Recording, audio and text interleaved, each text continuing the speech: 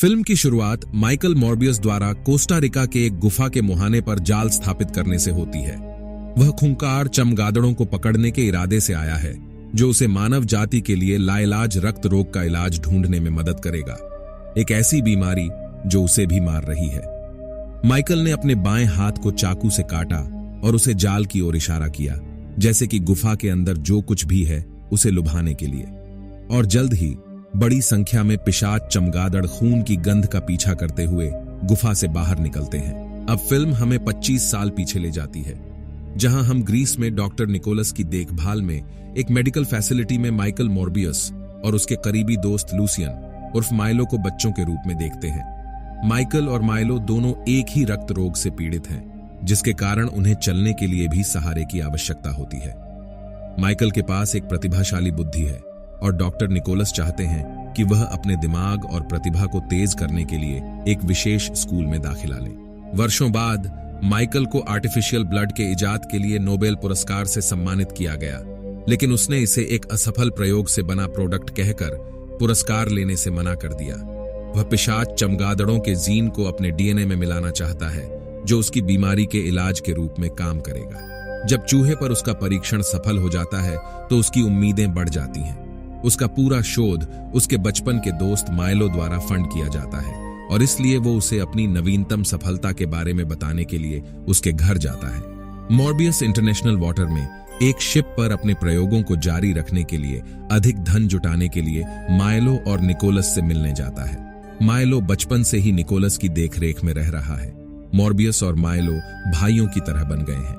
Morbius अपने experiment के अगले स्टेज के लिए मार्टिन और अन्य क्रू मेंबर्स के साथ एक जहाज पर इकट्ठा होते हैं, जहां मार्टिन मॉर्बियस में सीरम इंजेक्ट करती है। प्रक्रिया के बाद मार्टिन को क्रू के एक सदस्य ने परेशान किया, पर तभी उनकी नजर मॉर्बियस के बेड पर पड़ती है, जो अपनी कुर्सी की पट्टियों से मुक्त हो गया है। वे उसे छत पर रेंगते हुए पाते हैं और मॉर्बियस उस आदमी पर हमला कर देता है। अन्य भाड़े के सैनिक आते हैं। मॉर्बियस अब एक पिशाच राक्षस में बदल गया है। वो उन सभी पर हमला करता है और उनका खून चूस लेता है। संघर्ष में मार्टिन बेहोश हो जाती है। मॉर्बियस अपनी मानवता वापस आने के बाद वो खुद को सीसीटीवी कैमरों पर लोगों पर हमला करते हुए देखता है। FBI एजेंट साइमन और अल रॉड्रिग्स को अपराध स्थल की जांच के लिए लाया जाता है। इस दुर्घटना में केवल मार्टिन ही जीवित बच पाई है, लेकिन मॉर्बियस इन एजेंट को सूचना देने के बाद फरार हो जाता है। मॉर्बियस अपनी नई स्थिति को समझने के लिए अपनी प्रयोगशाला में खुद को अलग कर लेता है और साथ ही अपनी भूख को शांत करने के लिए अपने द्वारा बनाए आर्टिफिशियल ब्लड को भी लेता है। वह अपनी नई चमगादड़ जैसी शक्तियों जैसे कि उड़ना, सुपर स्पीड ताकत और तेज प्रतिक्रिया को निखारना शुरू कर देता है और उसकी प्रयोगशाला में चमगादड़ भी उसे अपने लीडर के रूप में जवाब देते हैं। बाद में जब वह अपनी विकराल स्थिति में लौटने लगता है तो माइलो उसे ढूंढ लेता है। माइलो उसे नियंत्रण में लाने में मदद करता है। वो देखता है कि सीरम ने मॉर्बियस की बीमारी को ठीक करने में मदद की है, तो माइलो भी इसे लेना चाहता है, लेकिन मॉर्बियस ने मना कर दिया क्योंकि वह जानता है कि परिणाम खतरनाक होंगे। बाद में मॉर्बियस उस अस्पताल में जाता है जहां मार्टिन उसकी जांच करने के लिए रह रही है। एक पिशाच राक्षस द्वारा एक नर्स पर हमला किया जाता है और उसे मार दिया जाता है, लेकिन यह मॉर्बियस नहीं है। स्ट्राउड और रॉड्रिग्स मॉर्बियस से पूछताछ करते दिखाई देते हैं, पर जैसे ही वह इस बारे में सुनता है वो भागने की कोशिश करता है, लेकिन उसे जल्द ही पकड़ लिया जाता है और हिरासत में ले जाया जाता है। स्ट्राउड और रॉड्रिग्स ने मॉर्बियस से उसकी सेल में पूछताछ की। इसके बाद माइलो उससे मिलने आता है। माइलो द्वारा अपना केन पीछे छोड़ने के बाद मॉर्बियस को पता चलता है कि माइलो ने सीरम ले लिया है और उसने ही नर्स की हत्या की थी। मॉर्बियस वैम्पायर मोड में चला जाता है और जेल तोड़कर बाहर निकल जाता है। फिर देखता है कि माइलो एक पिशाच बन गया है और एक न्यूज स्टैंड पर एक आदमी को मार देता है।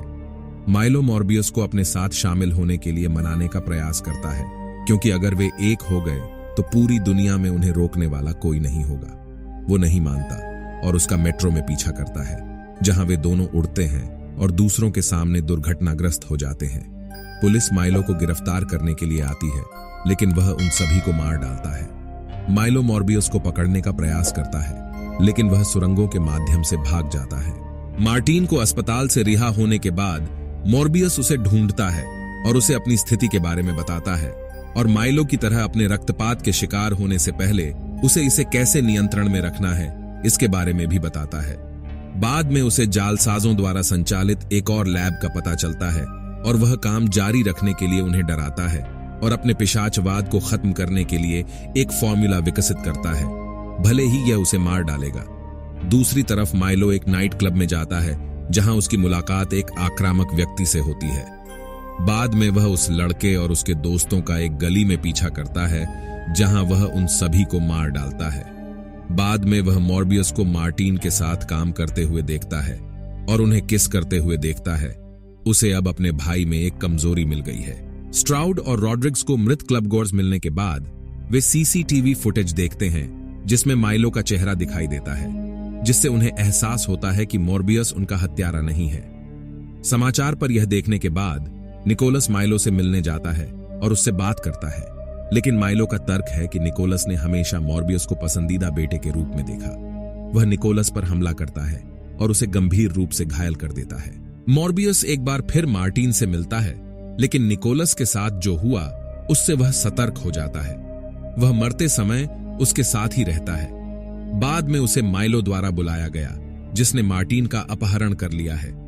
मॉर्बियस उसके पास पहुंचता है, लेकिन माइलो द्वारा वह भी गंभीर रूप से घायल हो जाती है। वह उसे माइलो के पीछे जाने के लिए अपना खून पीने देती है, लेकिन उसके अपने खून की एक छोटी बूंद मार्टिन के मुंह में गिर जाती है। जब मॉर्बियस माइलो का सामना करने जाता है तो वह और अधिक शक्तिशाली हो जाता है। वह अपने चमगाड़ों को बुलाता है और उनका उपयोग माइलो को घेरने के लिए करता है, जिससे उसे अपने भाई के पास जाने और उसे एंटीडोट का इंजेक्शन लगाने का मौका मिलता है। माइलो मरने लगता है, लेकिन उसे याद आता है कि मॉर्बियस ने उसे अपना नाम दिया था। मॉर्बियस अपने भाई के मरने के बाद भी उसके पास ही रहता है। मॉर्बियस रात में उड़ जाता है, जबकि मार्टिन एक पिशाच के रूप में फिर से जागते हुआ प्रतीत होती है। इस तरह के और वीडियो के लिए सब्सक्राइब करें, नोटिफिकेशन चालू करें और चैनल की मदद के लिए एक लाइक करें। देखने के लिए आपका धन्यवाद।